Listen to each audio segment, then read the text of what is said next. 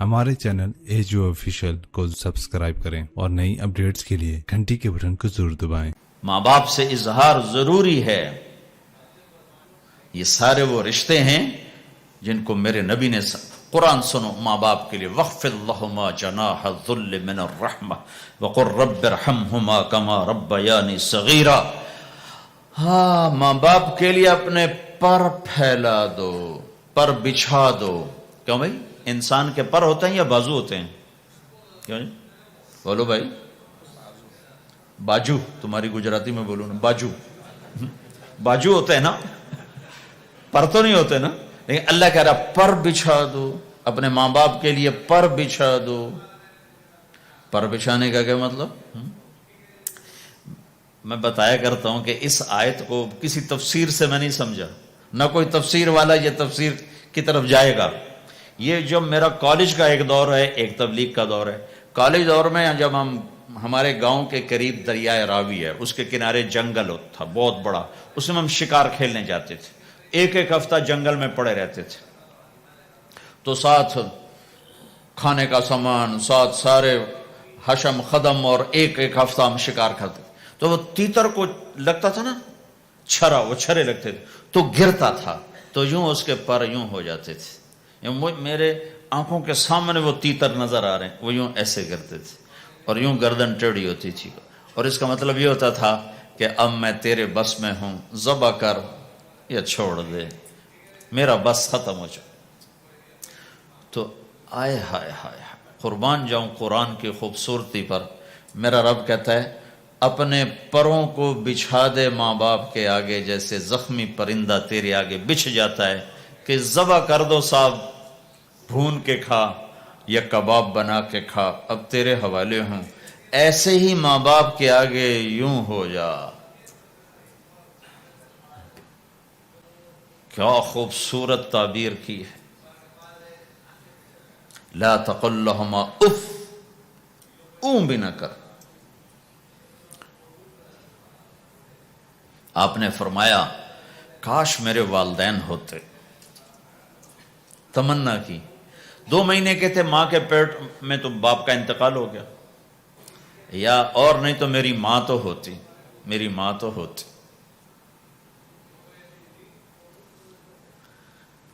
और मैं इशा की नमाज के मुसल्ले पे खड़ा होता और मैं सूरत फातिहा शुरू कर चुका होता, और इधर से मेरी मां कहती मोहम्मद, तो मैं मां के लिए नमाज तोड़ देता। मैं कहता लब्बैक या उम्मा। हज का सफर है, 63 साल उम्र है, मां को फौत हुए 57 साल गुजर चुके हैं। आप हाजियों के साथ अबवा से गुजरते हैं, 10 मील आगे बस्ती है, पहले कब्र आ जाती है। आपने एहराम बांधा हुआ है, सर नंगा है, अप्रैल का महीना है, मां की कब्र से गुजरे। 57 साल में आदमी क्या कुछ नहीं भूल जाता, लेकिन मेरे नबी के दिल का जख्म उसी तरह भरा नहीं है, उसी तरह ताज़ा है। आप ऊंटनी से उतर गए और मां की कब्र के सराने आके यूं बैठे, घुटने उठाए और हाथ यहां रखे और सर दिया घुटनों में ऐसे, और यूं सर नीचे करके जो रोए हैं जैसे छोटे बच्चे रोते हैं।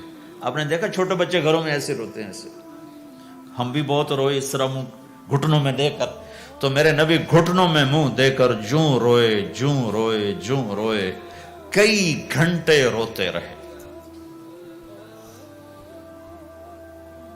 सन 2000 में मैं हजरत आमना की कब्र की ज़ियारत के लिए पहुंचा। ढूंढते ढूंढते अल्लाह ने पहुंचाया, एक रहबर को साथ लिया। वो पहाड़ों के अंदर वो कब्र है, तो वो अंदर हमें ले गया। रास्ता कोई नहीं था, जिसको पता हो वो पहुंचा सकता है, वैसे को नहीं जा सकता। हो काले पहाड़, छोटे छोटे, कांटेदार झाड़ियां। एक पहाड़ी होगी इतनी ऊंची जितनी आपकी छत है, उसके ऊपर बाकी पहाड़ तो ऐसे थे, नोक निकली हुई, वो ऊपर फ्लैट था। کوئی 10x10 تقریباً. وہاں میرے نبی کی ماں آرام کر رہی تھی. تو میں نے چاروں طرف دیکھا تو 2000 یعنی صرف 12 سال پہلے جنگل، ویرانہ، وحشت. 1400 سال پہلے یہاں کیا ہوگا. میں اللہ کی بے نیازی سے کانپ رہا تھا کہ میرے رب جس کی خاطر تو نے کائنات بنائی، یہاں اس جنگل میں اس پہ اتنا امتحان ڈالا، وہ بھی 6 سال کی عمر میں. باپ دیکھا نہیں، بہن کوئی نہیں، بھائی کوئی نہیں، خالہ کوئی نہیں، کوئی ساتھی کوئی نہیں. 3 دن بعد یہ موت آتی تو مکے میں آتی تو کئی سینے سے لگاتے. 3 دن پہلے یہ موت آتی تو مدینے میں آتی، کئی سینے سے لگاتے. مدینے سے بھی نکالا اور مکے سے بھی دور کیا، اور جنگل کے اندر صرف 25 سال کی عمر میں اما آمنہ رضی اللہ تعالیٰ عنہ پہ موت نے وار کیا. اور اللہ کے نبی گھبرا گئے. 6 سال کے بچے کو سمجھ میں نہیں آ رہا کہ یہ کیا ہو رہا ہے.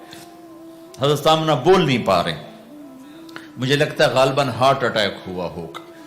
3 افراد، والدہ، خادمہ ام ایمن اور میرے نبی. اور حضرت آمنہ یوں تڑپ رہی تھی، ایسے پہلو بدل رہی تھی، تڑپ رہی تھی، اور آپ سہمے ہوئے بیٹھے تھے اور سمجھ میں نہیں آ رہا تھا ہوا کیا ہے. پھر حضرت آمنہ نے آخر میں اپنے آپ کو، ہارٹ اٹیک میں بولا نہیں جاتا، مجھے ہوا تھا تو مجھے پتا ہے بولا نہیں جاتا. آخر بجھتی شمع بھڑکی کا بیٹا ہر زندہ نے مرنا ہے، ہر جوانی نے ڈھلنا ہے، اور لگتا ہے میرے جانے کا وقت آ چکا ہے. ولد تو طہرن، تو ایسا پاک ہے کہ تیرے ذریعے سے سارا عالم پاک ہوگا. اور شمع بجھی اور چھوٹا سا معصوم بچہ ماں کے سینے پر سر رکھ کے جو رویا ہے. کاش تم اس جگہ پہ ہوتے. اس خوبصورت ملک میں تم ابوا کو کیسے جانو، اور میں تمہیں کیسے بتاؤں. میں ہزاروں دفعہ یہ قصہ سنا چکا ہوں. مجھے ہر دفعہ رونا آتا ہے کہ میں وہاں اپنے آپ کو محسوس کرتا ہوں کہ ہائے، یہاں اس جگہ اتنا بڑا امتحان، اور صرف 6 برس کا. کون وہاں قبر بنانے آیا؟ کوئی گزرے ہوں گے، ویسے تو کسی کے بس میں نہیں وہاں قبر بنانا. جب پہاڑ سے نیچے اترے تو ہمارے نبی پھر بھاگے. جب ام ایمن اوپر پہنچی ہیں تو کیا منظر تھا کہ ابوا کے پہاڑ بھی روئے اور زمین آسمان بھی روئے اور ہر پتھر رویا کہ 6 سال کا معصوم بچہ 2 جہان کا سردار ہے، جنت کا چابی بردار ہے، اللہ کا جھنڈا ان کے ہاتھ میں ہوگا، شفاعت ان کی کہ طفیل حساب ہوگا، ان کی شفاعت کے ساتھ پل پار ہوگا، ان کے صدقے جنت کا دروازہ کھلے گا، ان کے صدقے جنت میں داخلہ ہوگا، ان کے صدقے گناہوں کی معافی ہوگی.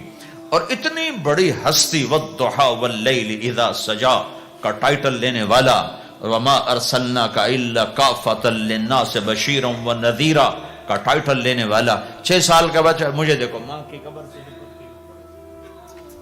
ماں کی قبر کو سینے سے لگایا ہوا تھا اور اس کے اوپر لیٹے ہوئے تھے.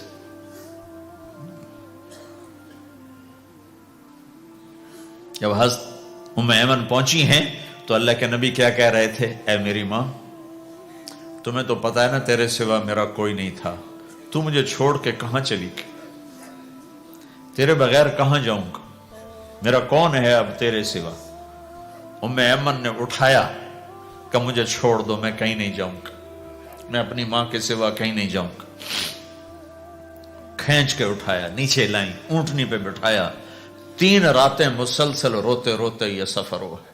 ہائے ہائے، کوئی آنسوں کو آگے کوئی خالہ نہیں بیٹھی، باپ بھی نہیں بیٹھا ہوا، بھائی بھی کوئی نہیں، بہن بھی کوئی نہیں ہے، کوئی نہیں جس کے گود میں سر رکھ کے اب یہ بچہ سوئے گا. تنہائیوں کے ساتھ اب بسیرا ہے. تو میرے نبی کا کھانا پینا چھوٹ گیا، کچھ نہیں کھاتے تھے سارا دن، زمزم کے پانی کے چند گھونٹ پیتے تھے اور تنہا بیٹھے رہتے تھے. تو اس پر آپ نے یہ کہا، کاش میری ماں ہوتی تو میں ایسی خدمت کرتا کہ اس کے پیچھے نماز بھی توڑ دیتا.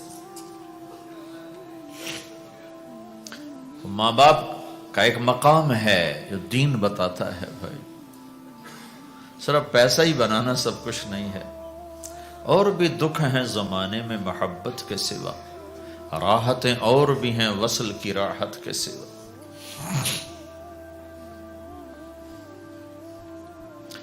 ماں باپ کا ایک مقام ہے، ان کو مقام دو، لیکن ماں کی وجہ سے بیوی پہ ظلم نہ کرو، بیوی کے عشق میں ماں پہ زیادتی نہ کرو۔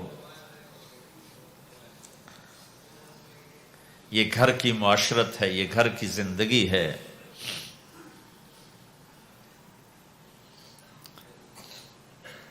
حضرت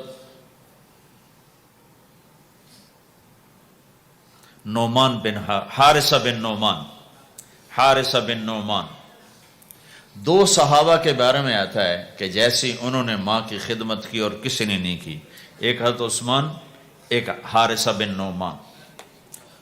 حارثہ بن نعمان کے بارے میں تو آپ نے کہا میں جنت میں گیا تو میں نے قرآن کی تلاوت سنی، تو میں نے کہا یہ کون تلاوت کر رہا ہے؟ کہا جی حارثہ۔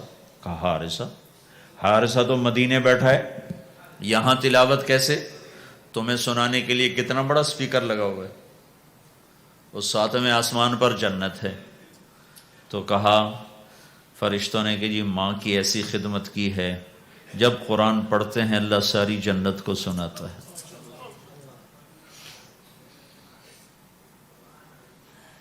تو جن کے والدین یہاں ساتھ ہیں وہ انہیں غنیمت جانو، ان کی خدمت کرو۔